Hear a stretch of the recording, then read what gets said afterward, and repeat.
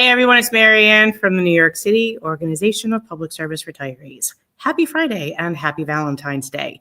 I want to get right to this day, and we are doing a debunking bullshit by DC37 and sadly, what is known as DC37 Retirees Association. And we all know they're really not the Retirees Association. It is a shame.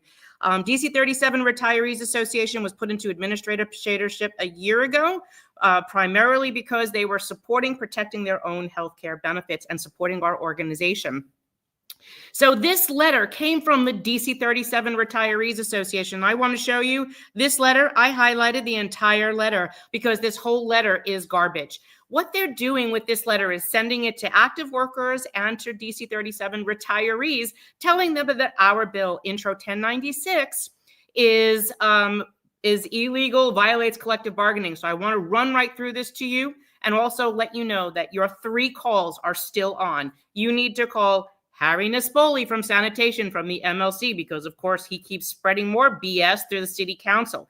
Henry Garrido from DC37, and now Ann Widger from DC37 Retirees, the AFSCME International Administrator, who makes about $250,000 running the DC37 Retirees Association. So far removed from everything, she doesn't even understand that a majority of us make under $35,000 pensions and 1/3 of us make under $12,000. Yet she wants to try to force us into Medicare Advantage plans and not protect us from the copays that Henry Garrido keeps trying to force on us. So here's this letter that's been going around.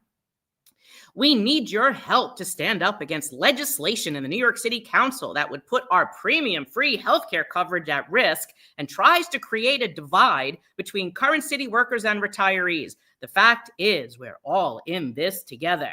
Does anyone have little violins? No, we're not all in this together. You, DC37, now the entire organization, the unions, the leadership, and the Retirees Association now, sadly, and there's a few unions in DC37 that have been supporting us, but they don't necessarily speak out of fear of retaliation from Henry, Sean Francois 372, Anthony Wells 371. I mean, this is the craziness of this.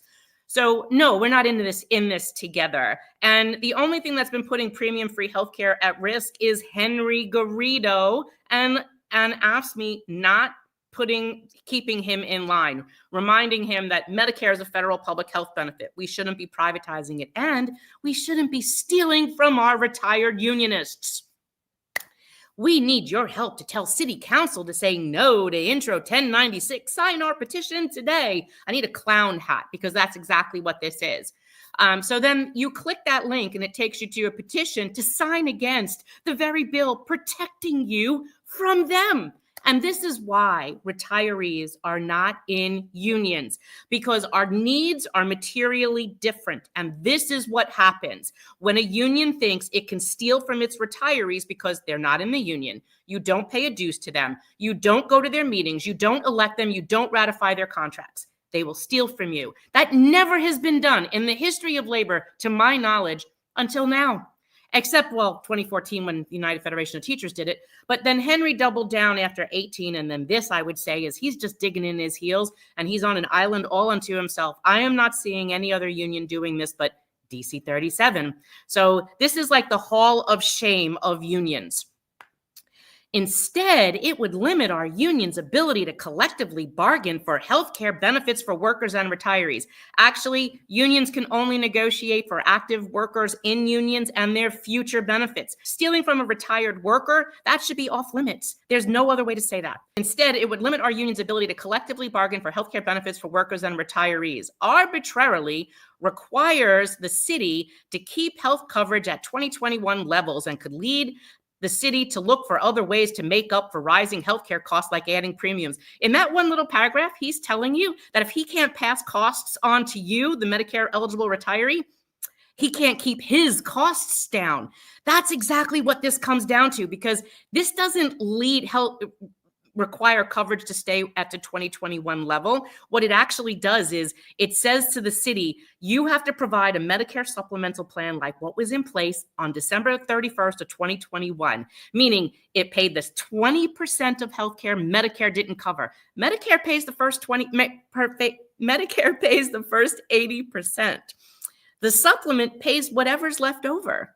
But because the union decided to pass on a backdoor premium in the form of a copay and upcoming deductibles, yes, you heard me right, that he wants the ability to do that because he makes money from doing it. When they went to implement the copays on us in 2022, they stood to make $45 to $50 million.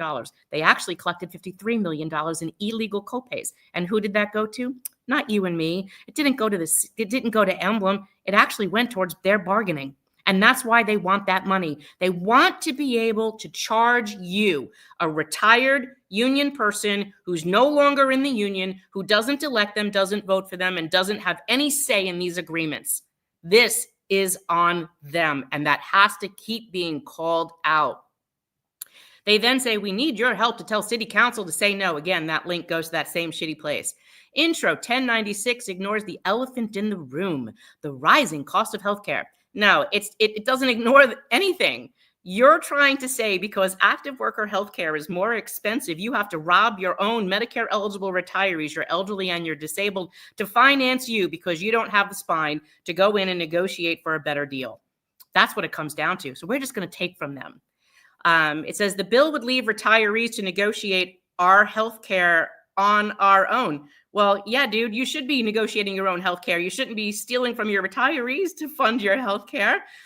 Without the power and solidarity of our union, while doing nothing to help control lower costs, healthcare costs, and address how the city will continue to fund retiree healthcare for current and future retirees. Yes, you're admitting it again. You're admitting right there that you want to take from your current retirees to fund your active workers and future retirees. He's literally admitting it. When a narcissist gaslights you and tells you who they are, you have to listen. That is the ugliest thing. Like, he literally says it. Perhaps the worst part of the bill is that it says nothing to identify any source of funding for the projected $600 million cost if Intro 1096 is passed. Actually, it does. He should have read before the bill, ABCD in Intro in 12-126. 12-126 literally says the city will pay the full cost of health coverage. He has to read the whole thing. Reading is fundamental, Henry. And you really should go back and read.